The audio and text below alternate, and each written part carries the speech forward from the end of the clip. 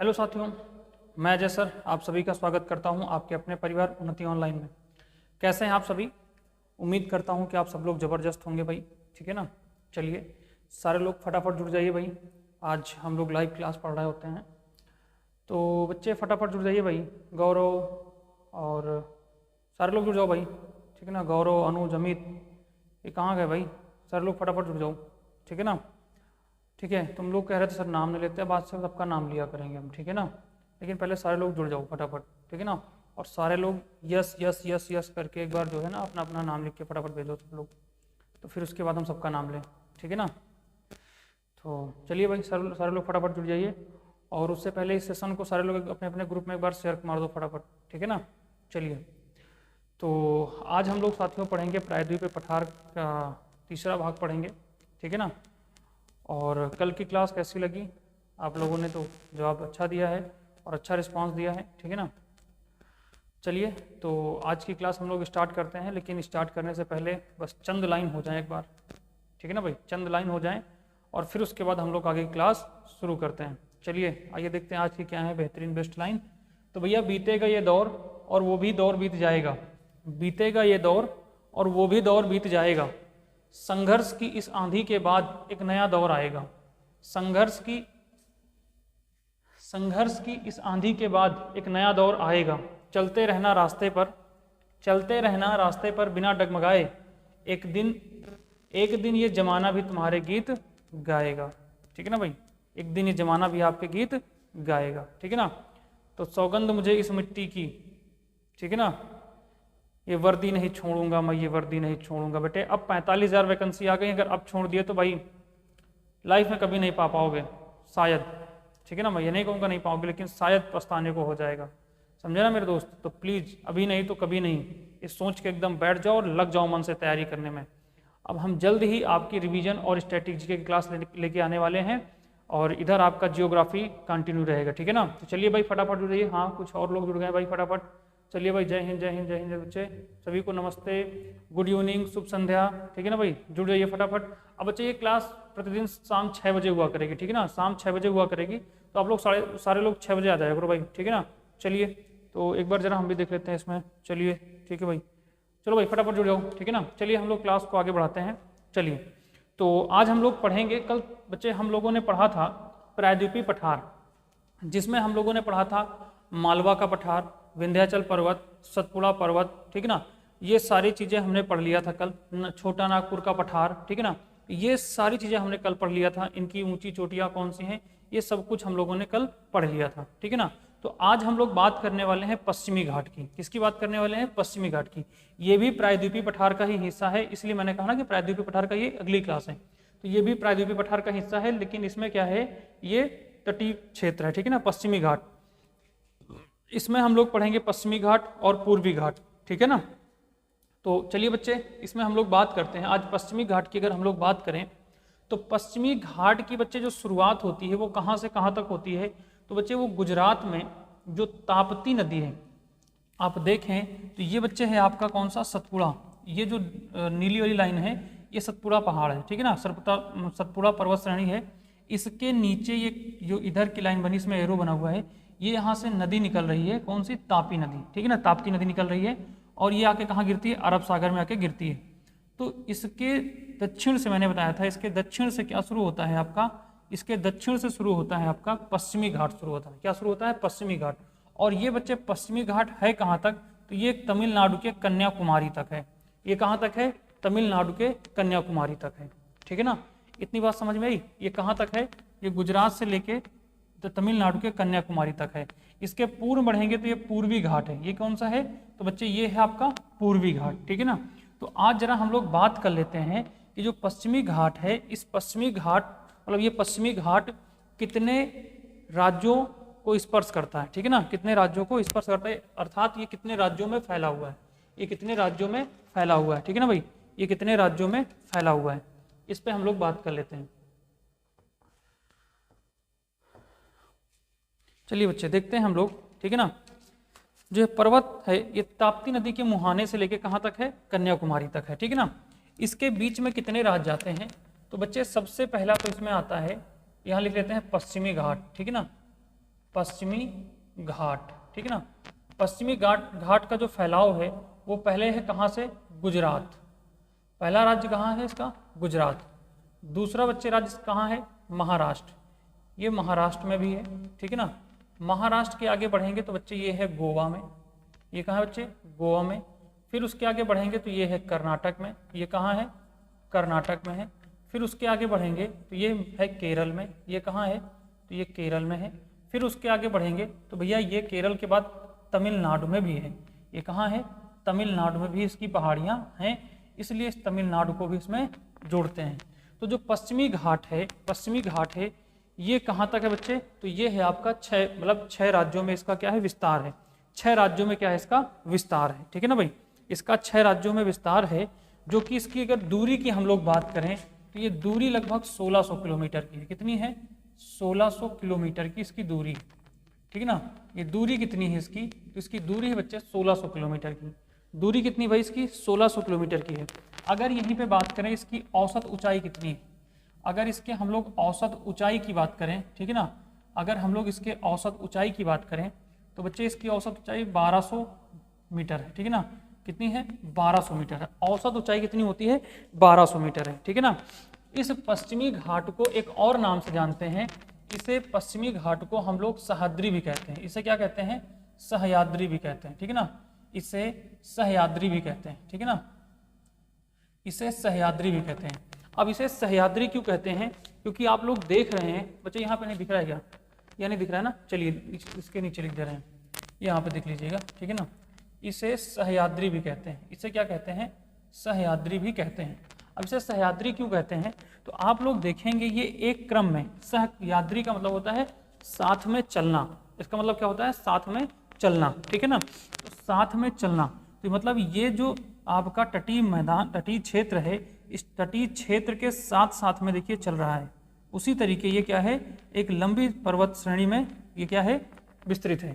तो इसलिए इसको क्या कहते हैं, सह्याद्री भी कहते हैं। तो पश्चिमी घाट या इसे सह्याद्री पर्वत श्रृंखला कहते हैं, ठीक है ना। इतनी बात समझ में आ रही भाई। चलिए तो एक बार जाओ फटाफट इसको शेयर करके आओ अपनी क्लास को, अपने ग्रुप वगैरह में मित्रों के साथ शेयर करके आओ फटाफट वाली क्लास को।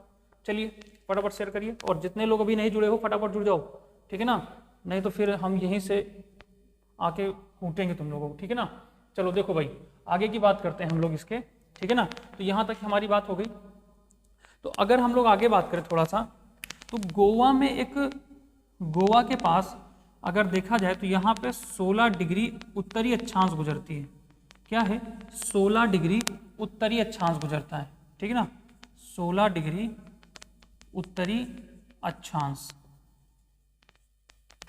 16 डिग्री उत्तरी अक्षांश की रेखा यहाँ से गुजरती है। और ये 16 डिग्री उत्तरी अक्षांश की जो रेखा है, इस सह्याद्री यानी कि पश्चिमी घाट को ये 2 भागों में क्या कर देता है, तोड़ देता है, यानी 2 भागों में बांट देता है। अब इस 2 भागों में बांटेगा तो मतलब ये ऊपर वाला हिस्सा क्या हो जाएगा, उत्तरी सह्याद्री हो जाएगा, और नीचे वाला हिस्सा क्या हो जाएगा, दक्षिणी सह्याद्री हो जाएगा। तो ऊपर वाला हिस्सा उत्तरी सह्याद्री और नीचे वाला दक्षिणी सह्याद्री। तो सह्याद्री को या पश्चिमी घाट को 2 भागों में कौन बांटता है, तो याद रखना 16 डिग्री उत्तरी अक्षांश। कौन बांटता है भाई, 16 डिग्री उत्तरी अक्षांश बांटता है। तो इतनी बात समझ में आई भाई। चलो देखो अब यहीं पे थोड़ी सी हम लोग बात कर लेते हैं, फिर से देख लो यहाँ पश्चिमी घाट, इसको सह्याद्री कहते हैं, ठीक है ना, पश्चिमी घाट को सह्याद्री भी कहते हैं। इसकी औसत ऊंचाई कितनी है, 1200 मीटर है। लंबाई कितनी है, 1600 किलोमीटर लगभग है। कितने राज्यों में फैला हुआ है ये 6 राज्यों में फैला हुआ है, गुजरात, महाराष्ट्र, गोवा, कर्नाटक, केरल, तमिलनाडु में, ठीक है ना। चलिए अब यहाँ पे उत्तरी इसमें सह्याद्री में देखेंगे तो 16 डिग्री पे आप जब पहुँचेंगे तो यहाँ पे गोवा, और ये क्या, गोवा के पास ये सह्याद्री को क्या है, 2 भागों में बांट रहा होता है, एक उत्तरी सह्याद्री में और एक दक्षिणी सह्याद्री में, ठीक है ना।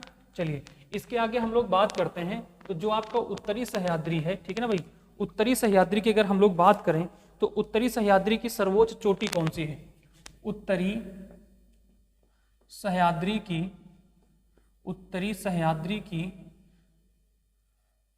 सर्वोच्च ऊंची चोटी कौन सी है, ठीक है ना, ऊंची चोटी कौन सी है, ठीक है ना, सर्वोच्च या सबसे ऊंची चोटी कौन सी है, उत्तरी सह्याद्री की सबसे ऊंची चोटी कौन सी है बच्चे, तो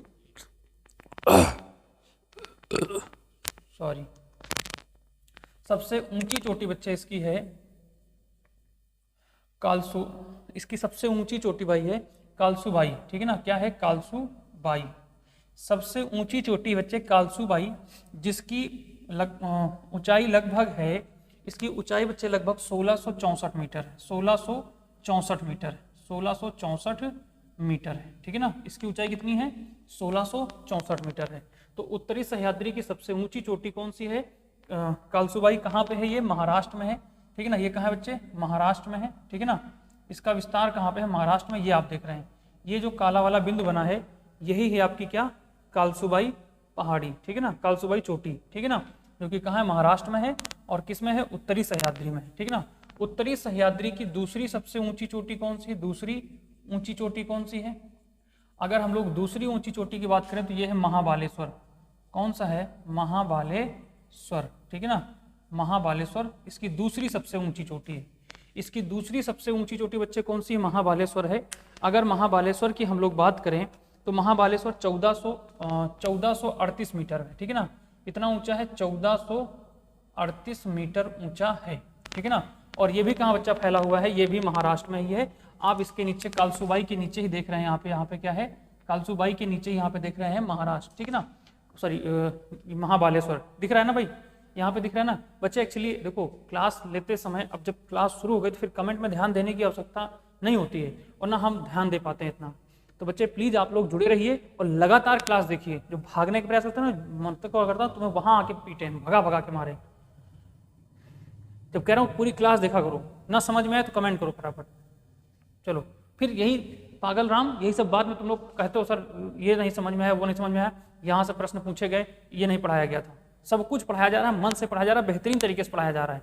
पीछे की क्लास की प्लेलिस्ट बना रखी है, लेकिन ना देखना नहीं है उसको। चलिए भाई देखिए, यहाँ पे हम लोग बात करें उत्तरी सह्याद्री की सर्वोच्च चोटी कौन सी है, कालसूबाई है, 1664 मीटर की है महाराष्ट्र में। दूसरी सबसे ऊंची चोटी कौन सी है, महाबालेश्वर, जो कि कितनी है 1438 मीटर ऊंची है, ठीक है ना। आगे की अगर बच्चे हम लोग बात करें, ठीक है ना, आगे की हम लोग बात करें तो ये तो हो गया उत्तरी सह्याद्री की। अब यहीं पे हम लोग बात करें तो दक्षिणी सह्याद्री, ठीक है ना, यहीं पे जरा दक्षिणी सह्याद्री की बात कर लेते हैं, दक्षिणी सह्याद्री की बात कर लेते हैं, फिर उसके बाद आगे हम लोग चलेंगे। दक्षिणी सह्याद्री की सबसे ऊंची चोटी कौन सी है, सबसे ऊंची चोटी, सबसे ऊंची चोटी कौन सी है, दक्षिणी सह्याद्री की सबसे ऊंची चोटी बच्चे कौन सी है। तो अगर इसकी हम लोग बात करें तो सबसे ऊंची चोटी यहाँ पे कौन सी है, कुद्रेमुख है।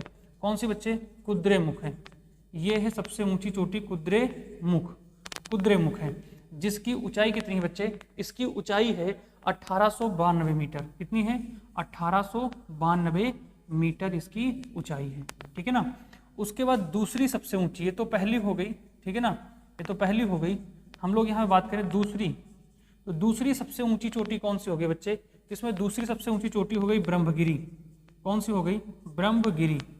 इस ब्रह्मगिरी को एक और नाम से जानते हैं, आप लोग बताइए फटाफट क्या है, किस और नाम से जानते हैं इसको। तो ब्रह्मगिरी को एक और पर्वत के नाम, मतलब इसका एक स्थानीय और नाम दिया जाता है, वो क्या है बच्चे, तो वो है पुष्पगिरी। वो क्या नाम है, पुष्पगिरी। इसका जो स्थानीय नाम है बच्चे वो है पुष्पगिरी। अगर पुष्पगिरी या ब्रह्मगिरी की ऊंचाई देखें तो बच्चे ये है 1298 मीटर।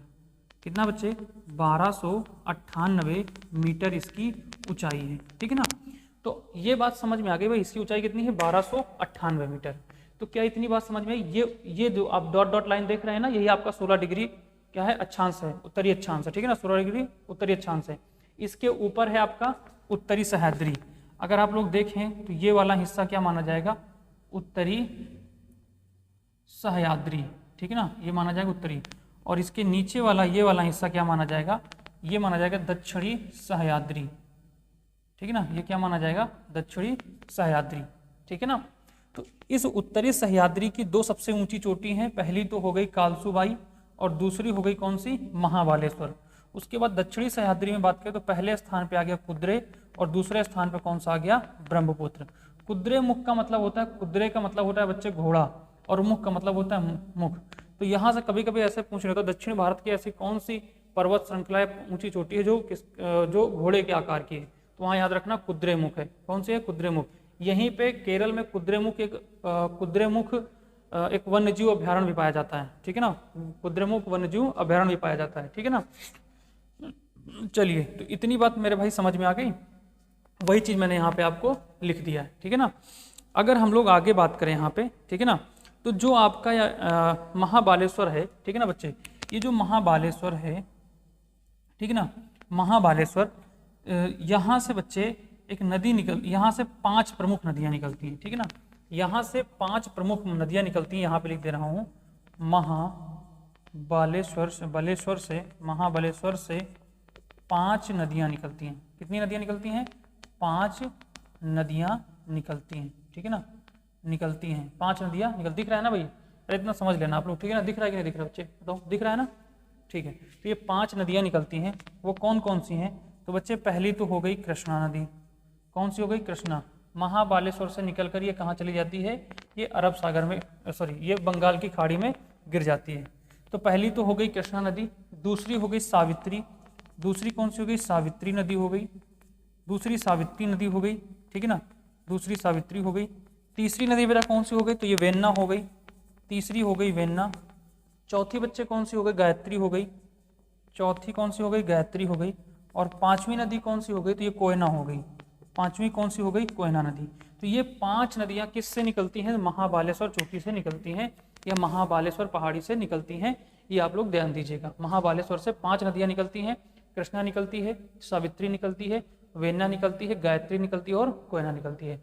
महाबालेश्वर किसका हिस्सा है? तो उत्तरी सह्याद्री का हिस्सा है। किसका बच्चे? उत्तरी सह्याद्री का हिस्सा है। आपने इधर देख लिया है, उत्तरी सह्याद्री का हिस्सा है। ये जो है उत्तरी सह्याद्री में, ये क्या है? उत्तरी सह्याद्री में देखा जाए तो दूसरी सबसे ऊंची चोटी है, उत्तरी सह्याद्री की दूसरी सबसे ऊंची चोटी है, ठीक है ना बच्चे। चलिए देखो, एक बार मैं आपको यहाँ पे लिख दे रहा हूँ, ठीक है ना। चलिए अब आगे लिखते हैं, ठीक है ना, आगे लिख रहे हैं। तो इतनी बात आप लोग फटाफट नोट करिएगा, हम लोग आगे बढ़ते हैं, ठीक है ना, क्योंकि समय ज़्यादा नहीं लेना, ठीक है ना बच्चे। चलिए ठीक है, मज़ा आ रहा है क्लास में, समझ में आ रही चीज़ें? जल्दी से आप लोग कमेंट करिए एक बार। और दोस्त प्लीज़ एक बार आप सारे लोग जितने भी देख रहे हो ना, ये जितने भी देख रहे हो, आप लोग बार लाइक कर दो, क्योंकि जितने देख रहे हो उससे कम ही लोग लाइक कर रखे हैं, जितने देख रहे हैं उससे कम लाइक है। तो प्लीज़ एक बार अगर क्लास अच्छी लग रही है तो लाइक जरूर कर दीजिए, और एक बार फिर से जाकर शेयर करके आओ, ज़बरदस्ती शेयर कराओ, ठीक है ना, ज़बरदस्ती शेयर कराओ। चलिए आगे हम लोग बात करें तो बच्चे, अगर थोड़ा सा हम लोग यहाँ पे बात करें तो ये तो हो गई उत्तरी सह्याद्री और इसकी सह्याद्री की बात हो गई। अब यहीं पे हम लोग थोड़ा सा नीचे चलते हैं, तो यहाँ पे आपको दिख रहा है ये वाला जो त्रिभुज टाइप में दिख रहा है यहाँ पे, मतलब एक गोला, ये है बच्चे क्या? ये है आपका नीलगिरी पहाड़ी। ये क्या है बच्चे? नीलगिरी पहाड़ी। अगर देखा जाए तो उत्तरी सह्याद्री और इसी से निकली हुई ये पश्चिमी घाट है, और ये क्या है? पूर्वी घाट है। तो पश्चिमी घाट और पूर्वी घाट जहाँ पे आके मिलते हैं, यहाँ है नीलगिरी पहाड़ी। यहाँ पे क्या है? नीलगिरी पहाड़ी है। और यहीं पे है बच्चे पालघाट पालघाट दर्रा है। यहाँ पे क्या है? इसके नीलगिरी पहाड़ी के दक्षिण में है पालघाट दर्रा। क्या है? पालघाट दर्रा। तो यहीं पे पालघाट को क्या कहते हैं? पालघाट को पूर्वी घाट और पश्चिमी घाट का मिलन स्थल भी कहते हैं। पालघाट को, यहाँ पे है पालघाट, इस नीलगिरी पहाड़ी के दक्षिण में, ये जो आप देख रहे हैं ना ऊंचा वाला हिस्सा, ये वाला, ठीक है ना, ये गोल वाला ऐसे दिख रहा है, बता रहे हैं आपको, ठीक है ना, ये वाला, ये है नीलगिरी पहाड़ी। तो नीलगिरी पहाड़ी के दक्षिण में यहाँ पे है आपका बच्चे पालघाट। पालघाट को पूर्वी घाट और पश्चिमी घाट का क्या कहते हैं? मिलन बिंदु या मिलन स्थल कहते हैं, ठीक है ना। ये पालघाट के पास यहाँ पे है पालघाट दर्रा। यहाँ पे क्या है? पालघाट दर्रा, जो कि केरल और तमिलनाडु कोयम्बटूर को जोड़ने का काम करता है, ठीक है ना। कोयम्बटूर को जोड़ने का, यानी यहाँ से आने जाने का क्या है? रास्ता है, केरल और कोयम्बटूर जाने का रास्ता है, ठीक है ना। चलिए, तो ये बात समझ में आ गई। यहाँ पे क्या है भाई? यहाँ पे क्या है? एक पालघाट दर्रा है, या पालघाट है, जहाँ पे दोनों का, पूर्वी घाट और पश्चिमी घाट का मिलन बिंदु है। अब यहाँ पे हम लोग बात करते हैं जो आपका ये है नीलगिरी पहाड़ी, ठीक है ना। क्या है? नीलगिरी पहाड़ियाँ। तो हम लोग बात कर रहे हैं नीलगिरी पहाड़ियों की, ठीक है ना, नीलगिरी पहाड़ी या नीलगिरी पहाड़ियाँ, ठीक है ना बच्चे। तो बच्चे प्लीज़ एक बार बेहतरीन तरीके से आप लोग नोट्स बनाते रहिएगा और बेहतरीन तरीके से लिखते पढ़ते रहिएगा। इसमें बिल्कुल भी कहीं से आपका डाउट ना होने पाए, बस मैं ऐसे देख रहा था, ठीक है ना। चलिए आगे बात करते हैं हम लोग। तो नीलगिरी पहाड़ियाँ जो हैं, इसको क्या कहते हैं? इसे पश्चिमी घाट एवं पूर्वी घाट एवं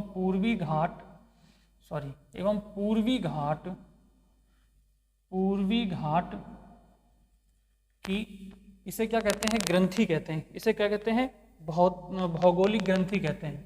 इसे कहते हैं भौगोलिक ग्रंथि, भौगोलिक ग्रंथि, ठीक है ना। इसे क्या कहते हैं, भौगोलिक ग्रंथि कहते हैं। मतलब ये है, देखिए जो आपके शरीर में ग्रंथियां हैं वो एक दूसरे अंगों को जोड़ने का काम करती हैं। क्या करती हैं भाई, एक दूसरे अंगों को जोड़ने का काम करती हैं।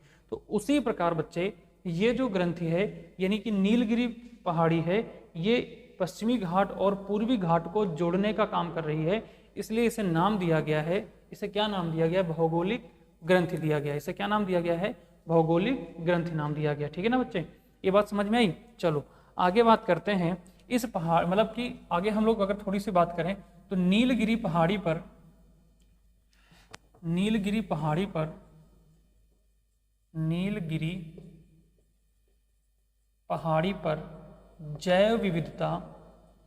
जैव विविधता सर्वाधिक पाई जाती है, जैव विविधता बच्चे क्या होता है, ठीक है ना। और इसीलिए यहाँ पे क्या किया गया है, जैव संरक्षण बना दिया गया है। यहाँ पे क्या कर दिया, जैव संरक्षित कर दिया गया है। यानी यहाँ पे ये जो आप देख रहे हैं यहाँ पे क्या पाया था, जैव विविधता यानी बायोडायवर्सिटी पाई जाती है, बायोडायवर्सिटी पाई जाती है। कहने का मतलब यहाँ पे है कि ये एक यहाँ पे क्या है, सदाबहार वन पाए जाते हैं। यहाँ पे क्या पाए जाते हैं, सदाबहार वन पाए जाते हैं नीलगिरी पहाड़ियों पे। और सदाबहार वन में क्या होता है कि यहाँ पे कई प्रकार के जीव जंतु और वनस्पतियां पाई जाती हैं। तो इसलिए इस क्षेत्र को क्या कर दिया गया है, इस क्षेत्र को जैव विविधता वाला घोषित कर दिया गया, मतलब संरक्षित कर दिया गया, कह सकते हो इसको क्या कर दिया गया, संरक्षित, जीवों के लिए क्या कर दिया गया है, संरक्षित कर दिया गया। सीधी सी मतलब ये है, जीवों के लिए संरक्षित करना, ये क्या कहलाता है, जैव विविधता कहलाता है। ठीक है ना। तो इसके लिए आप देखें तो जरा आप लोग हमें एक बार चीज कमेंट करके बताओ फटाफट, ठीक है ना। जितने लोग भी देख रहे हो बच्चे, सारे लोग एक बार कमेंट करके बताओ, जैव विविधता दिवस कब मनाया जाता है, जैव विविधता, अंतरराष्ट्रीय जैव विविधता दिवस कब मनाया जाता है, अंतरराष्ट्रीय जैव विविधता दिवस कब मनाया जाता है। आप लोग फटाफट कमेंट करो, मैं देख रहा हूँ आप सभी का कमेंट, ठीक है ना। तब तक हम लोग आगे की बात करते हैं, ठीक है ना, तब तक हम लोग आगे की बात करते हैं। भारत में अगर यहीं पे हम लोग आगे बात करें तो भारत में सर्वप्रथम जैव विविधता जो वाला जो क्षेत्र घोषित किया गया है उसे किसे घोषित किया गया है, इसे यह कह सकते हो, भारत में सर्वप्रथम जैव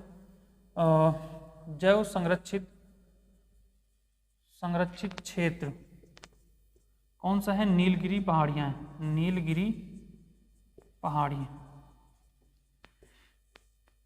कब किया गया इसे, तो भारत में इसे सबसे पहले कब किया गया, 1986 में, 1986 में किया गया है। कब किया गया है, 1986 में से जैव विविधता वाला स्थान या जैव संरक्षित क्षेत्र घोषित किया गया, जैव संरक्षित क्षेत्र घोषित किया गया किसे, नीलगिरी पहाड़ी को 1986 में। अब यहीं पे हम लोग बात करें तो इस जैव विविधता क्षेत्र को, जैव संरक्षित क्षेत्र को यूनेस्को ने भी क्या कर दिया है, अपनी सूची में घोषित कर दिया है। यूनेस्को ने सर्वप्रथम इसे 2001 में क्या किया है, 2001 में जैव संरक्षित क्षेत्र घोषित किया है, ठीक है ना, जैव संरक्षित क्षेत्र घोषित किया है, ये बात समझना, ठीक है ना। तो नीलगिरी पहाड़ियां, ठीक है ना, तो यहाँ पे ध्यान रखना, नीलगिरी पहाड़ियां, ठीक है ना, पर जैव विविधता सर्वाधिक पाई जाती है। भारत में सर्वप्रथम जैव संरक्षित क्षेत्र नीलगिरी पहाड़ी है, जिसे कब बनाया गया, 1986 में बनाया गया है। यूनेस्को ने सर्वप्रथम इसे कब, 2001 में जैव संरक्षित क्षेत्र घोषित किया, किसे, नीलगिरी पहाड़ी को। इतनी बात समझ में आई। हाँ बच्चे, तो भाई चलिए, बहुत बढ़िया बहुत बढ़िया, आप सभी का आंसर आ गया 22 मई, गुड, वेरी गुड। इसका कब है भाई, 22 मई, इसका कब है बच्चे, 22 मई। चलो भाई बहुत बेहतरीन, इनको याद रखिएगा, ठीक है ना, यहीं पर याद रखिएगा। आप लोग बताइए ओजोन दिवस कब मनाया जाता है, ओजोन संरक्षण दिवस कब मनाया जाता है, फटाफट कमेंट करो सारे बच्चे। ये तो एकदम रटा होना चाहिए जुबान पे, ये ऊपर नहीं दिख रहा क्या बच्चे, चलिए वहां पे नहीं दिख रहा, आप लोग बताइए ओजोन दिवस कब मनाया जाता है, फटाफट कमेंट करिएगा। आगे हम लोग बात करते हैं, ठीक है ना। इसके यूनेस्को की सूची में क्या किया गया है, शामिल किया गया है। ठीक ना। इसे यूनेस्को ने अपनी सूची में शामिल किया, संरक्षित क्षेत्र को अपनी सूची में शामिल किया, यहाँ पे घोषित किया, कुछ भी कह सकते हो, ठीक है ना। संरक्षित क्षेत्र में, क्षेत्र की सूची में शामिल किया, इस सूची में शामिल किया, ठीक है ना। अरे अपने हिसाब से आप लिख लीजिएगा, ठीक है ना, शामिल किया, कोई दिक्कत नहीं है, ठीक है ना। इसे शामिल किया, बस याद रखना यूनेस्को ने इसे कब शामिल किया है, 2001 में। भारत की सरकार ने इसे कब घोषित किया है, 1986 में। और पहला यही क्या है, पहला संरक्षित क्षेत्र भी यही है, भारत में सबसे पहला जैव विविधता संरक्षित क्षेत्र भी यही है, ठीक है ना। इतनी बात समझ में आ गई। चलिए आगे हम लोग बात करते हैं, ठीक है ना बच्चे। आगे तो ओजोन दिवस बच्चे 16 कब मनाया जाता है भाई, फटाफट बताओ। 16 सितंबर को। कब मनाया जाता है, 16 सितंबर को मनाया जाता है। चलिए आगे की हम लोग बात करते हैं, ठीक है ना बच्चे। आगे हम लोग बात करते हैं, नीलगिरी पहाड़ियों पर 1500 मीटर ऊंचाई पर स्थित क्या है, यहाँ पर एक सदाबहार वन पाया जाता है, लगभग 1500 मीटर की ऊंचाई पर यहाँ पर, ठीक है ना। इसे आगे लिख रहा हूं मैं, एक सेकंड बच्चे, ठीक है ना। नीलगिरी पहाड़ी पर 1500 मीटर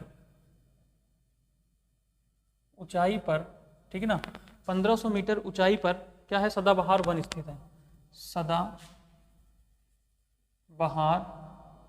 वन है, ठीक है ना। क्या है, सदाबहार वन है, जिन्हें स्थानीय भाषा में क्या कहते हैं, इनको सोलास कहते हैं। क्या कहते हैं बच्चे, सोलास कहते हैं। इन्हें स्थानीय भाषा में क्या कहते हैं, सोलास वन कहते हैं, ठीक है ना। क्या कहते हैं, सोलास वन कहते हैं। अब ये सोलास वन क्या है बच्चे, इसको बात को समझिएगा, ठीक है ना। ये भाई कहाँ भाग रहे हो यार तुम लोग, चुपचाप बैठ के पढ़ो, पता नहीं कहाँ भागे भागे फिर रहे हो। इसीलिए ना ऑनलाइन पढ़ाई तुम लोगों के लिए यही तो सब क्या कहता है बेड़ा गर्क किए बैठे हो। चलो सुनो भाई, टीचर मार एकदम लगा पड़ा है, लेकिन तुम ना अपने आगे एकदम क्या बताएं। सुनो भाई मेरी बात ध्यान सुनो। नीलगिरी पहाड़ी पर 1500 मीटर, अच्छा नहीं दिख रहा है क्या बच्चे इसमें, चलो कोई बात नहीं, हम बोल रहे हैं आप समझिएगा। इधर देखो, नीलगिरी पहाड़ी पर, ठीक है ना, नीलगिरी पहाड़ी पर इसकी जो ऊंचाई है, तो इसकी ऊंचाई पर 1500 मीटर की ऊंचाई पर यहाँ पे सदाबहार वन पाए जाते हैं, जो कि क्या होते हैं, शीतोष्णकटिबंधीय होते हैं। कैसे होते हैं, शीतोष्णकटिबंधीय होते हैं, मतलब ये शीतकालीन होते हैं, ठीक है ना, ठंडे प्रकार के। यहाँ ज्यादातर बारिश होती है, इसलिए यहाँ पे क्या होते हैं, ठंडे वन होते हैं। तो ठंडे वन यानी इतने ठंडे नहीं कि जितने उत्तर भारत में, ठीक है ना, उतने नहीं। शीतोष्ण मतलब यहाँ पे सदाबहार वन, सदा हरे रहते हैं।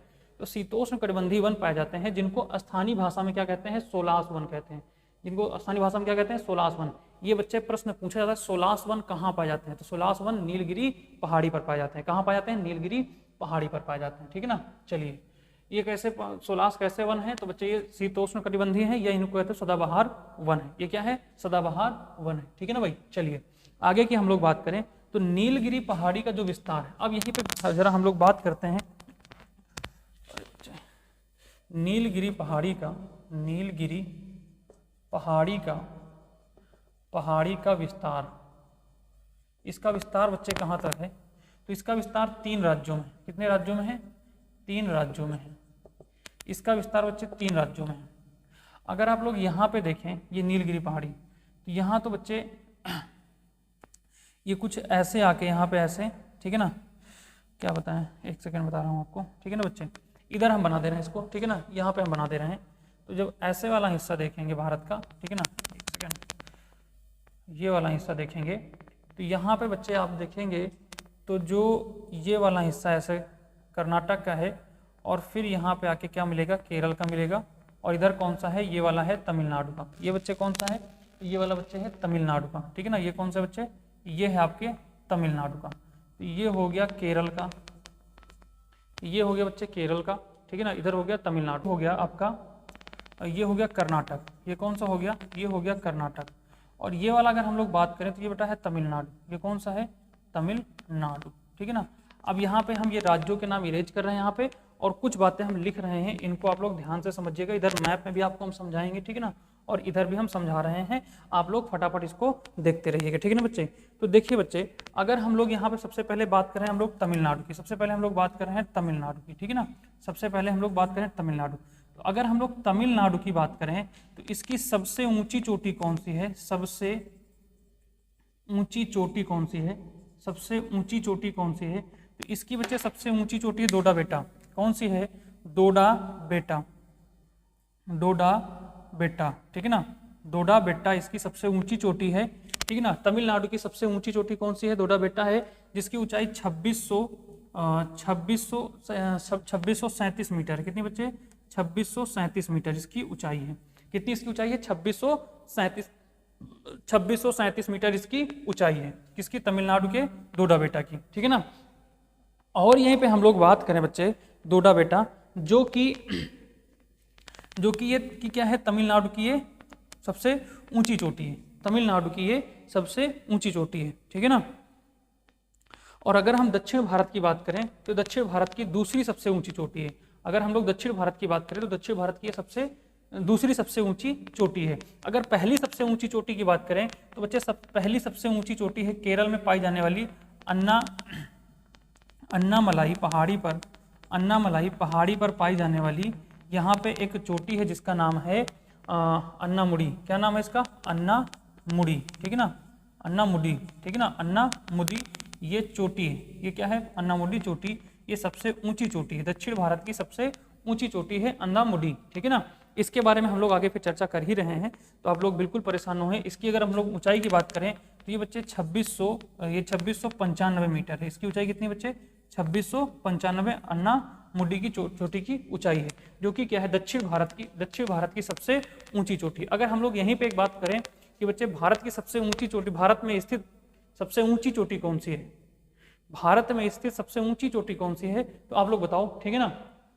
ये तो दक्षिण भारत की बात हो गई, ठीक है ना। चलिए आगे की हम लोग बात करते हैं। यहाँ पे तमिलनाडु की थोड़ा सा और बात कर लेते हैं, ठीक है ना। तो तमिलनाडु की अगर हम लोग यहाँ पे बात करें, ठीक है ना, तो डोडा बेटा के पास ही यहाँ पे एक ऊटी पाई जाती है।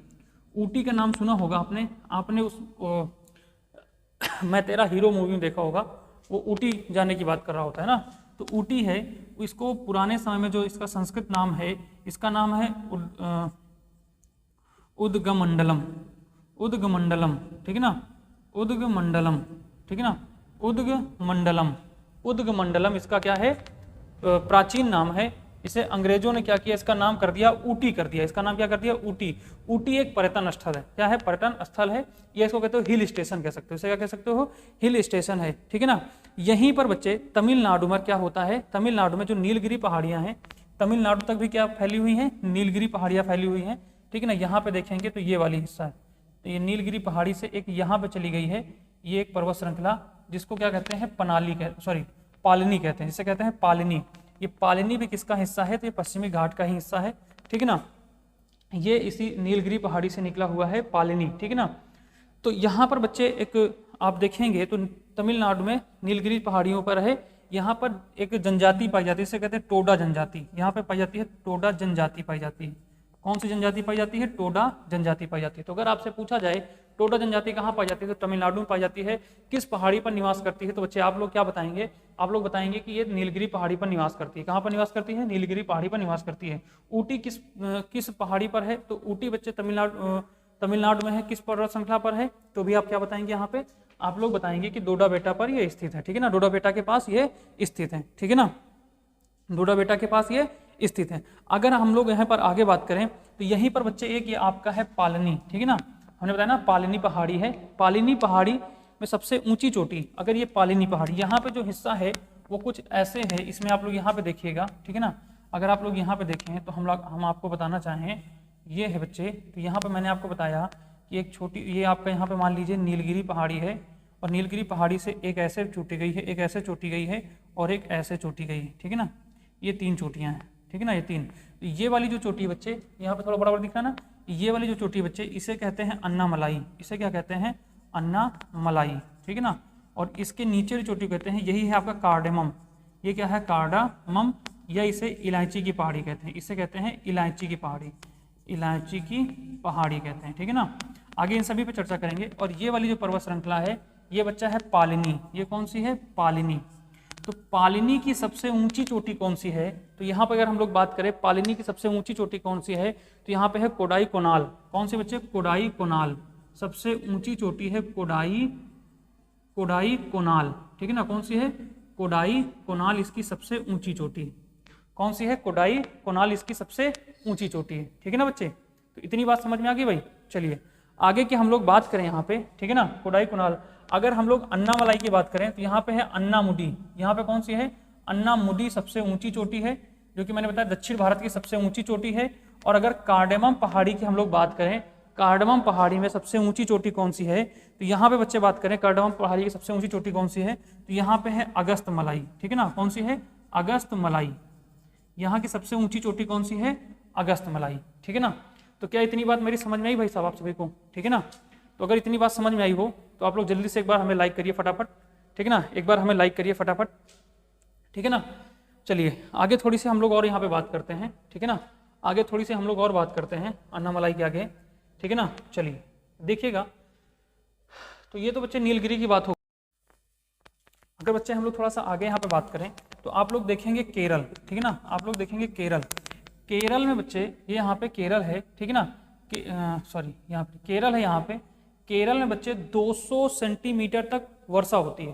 तो यहाँ पे 200 सेंटीमीटर वर्षा होने के कारण कितने? 200 सेंटीमीटर वर्षा होती है। ठीक है ना, यहाँ पे 200 सेंटीमीटर तक वर्षा होती है। और ये 200 सेंटीमीटर तक वर्षा कहाँ होती है? तो ये अन्नामलाई पहाड़ी पर होती है। कहाँ होती है? अन्नामलाई पहाड़ी पर होती है। तो अन्नामलाई पहाड़ी पर 200 सेंटीमीटर तक वर्षा होने के कारण यहाँ पे क्या है? यहाँ पे जो है सदाबहार वर्षा वन पाए जाते हैं। यहाँ पे क्या पाए जाते हैं? सदाबहार वर्षा वन पाए जाते हैं। ठीक है ना, सदाबहार वर्षा वन पाए जाते हैं और जिनमें सर्वाधिक जैव विविधता पाई जाती है, जिसमें सर्वाधिक जैव विविधता पाई जाती है। ठीक है ना, इसमें सर्वाधिक जैव विविधता पाई जाती है। इसी कारण, इस जैव विविधता होने के कारण इसको क्या कहते हैं बच्चे? इसे साइलेंट वैली भी कहते हैं। इसे साइलेंट वैली, ठीक है ना, इसे साइलेंट वैली या इसे शांत घाटी, इसे शांत घाटी या इसे बच्चे इसे मूक घाटी भी कहते हैं। इसे मूक घाटी भी कहते हैं। ठीक है ना, किसे कहते हैं? इसी अन्नामलाई पहाड़ी को। ठीक है ना, यहाँ पे क्या है? सदाबहार वन पाए जाते हैं। ठीक है ना, यहाँ पे क्या होते हैं? सदाबहार वन पाए जाते हैं। ठीक है ना भाई, तो इतनी बात बच्चे समझ में आ गई कि नहीं आ गई? ठीक है ना, तो इतनी बात समझ में आ गई कि नहीं आ गई? ठीक है ना, चलिए तो फिर आज तक के लिए यहीं रखते हैं भाई। ठीक है ना, इसके आगे की चर्चा हम लोग अगली क्लास में करेंगे। क्लास कैसी लगी आप लोग इस चीज़ के बारे में कमेंट जरूर करिएगा। और नेक्स्ट दिन फिर से आप लोग 6 बजे तैयार रहिएगा। मिलते हैं अगली क्लास में अगले दिन 6 बजे। चलिए, आपकी जो बचा हुआ समय दिन है वो अच्छा हो, शुभ हो। चलिए ठीक है ना, जय हिंद, जय भारत।